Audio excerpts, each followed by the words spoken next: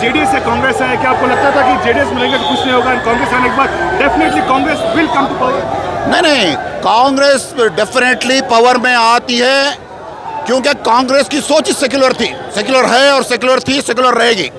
और जेडीएस में छोड़ने की वजह ये पूरा स्टेट जानता है कि हमारी कौम के साथ जो नाइंसाफ़ी सीएम इब्राहिम साहब के तरफ से जो नाइंसाफ़ी हुई है टिकट्स देने में, कम से कम 35 टिकट देने की बात हुई थी, जो 20-22 टिकट भी ये लोग दिए, उसमें भी कम से कम मैं स्टेट प्रेसिडेंट ऑफ माइनॉरिटीज़ रहने के बावजूद ये एक छोटी राय लिए नहीं उन्होंने मेरे से, और पूरे डम्मी कैंडिडेट स्टेट में उतार के पूरे हारने की वजह, और मुसलमानों की, खुसूसन मुसलमानों की जिम्मेदारी सीएम इब्राहिम साहब के हाथों दी गई थी, और ये पूरा बर्बाद करके बैठे हैं इब्राहिम साहब। और कांग्रेस जीतने वाली है, कांग्रेस बेहतर करती है, ये हमको पहले से मालूम था।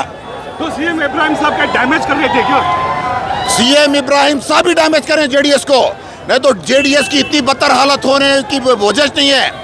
कुमार स्वामी साहब कम से कम 40-50 सीट के ऊपर उनकी सोच थी, और हम लोग अभी जब वो पार्टी में थे शायद वो लोग बोलते हैं ऐसा हो सकेगा बोल के थे, मगर आते आते आते मैं उधर नज़दीक रह के देखा हूँ, इब्राहिम साहब जिस तरह से कौम को दूर करें जेडीएस से, वो उसी की वजह है आज जेडीएस 17-18-20 के अंदर आके रुक गई है।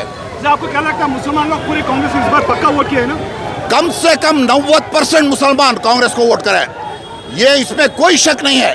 पूरा मुसलमान कांग्रेस को वोट करें, और ये पूरे पार्टियां, पूरे लीडर बेहतर जानते हैं कि कांग्रेस को एक तरफा मुसलमान वोट करके है पूरे स्टेट में।